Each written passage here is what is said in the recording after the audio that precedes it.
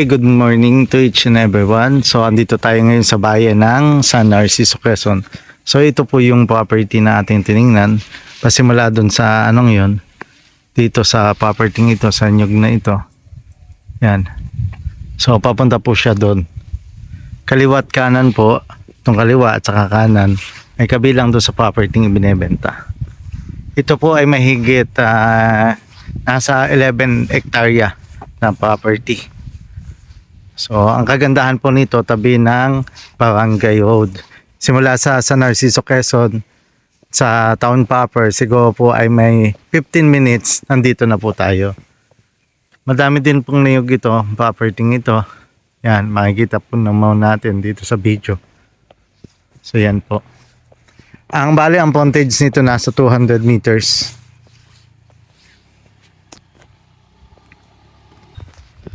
More or less 200 meters yung kanyang frontage. Yan. So kaliwa kanan yung property.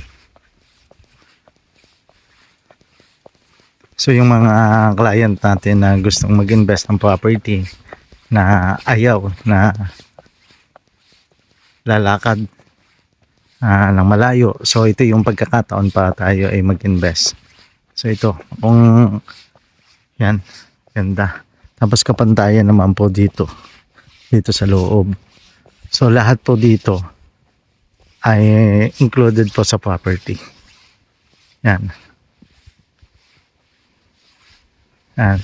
So ibig sabihin itong punong kahoy na ito yung katunayan na matubig. May tubig din dito sa area dito. Ito po ay hindi bahain, hindi po binabaha sapagkat mataas po tayo. So hindi katulad doon sa ibang mga property na binabaha. Dito po ligtas po kayo sa baha. So yan po. Tuloy-tuloy pa po yan. So ibig sabihin mahaba po talaga ang frontage nito. May part po siya na pataas. Katulad nito, may part po siya dito ng pataas. Then may part din naman po siya din doon ng pataas. So mix po siya. Itong property ay mix na flat at saka pataas yung lote. Kaya napakaganda. So kayo na lang po ang bahalang mag-develop nito, ng property ito.